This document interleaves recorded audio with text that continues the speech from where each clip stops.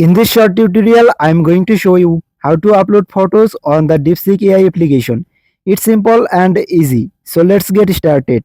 First of all, open the DeepSeek AI application on your mobile device. On the main chat screen, look for the plus icon. Now you are going to see three extra options appear right under your search bar. You will have the option to take a photo directly from your camera and then upload that. But if you need to upload a photo from your phone's photo gallery, simply select this second option called Image OCR. After selecting it, tap Open or Upload.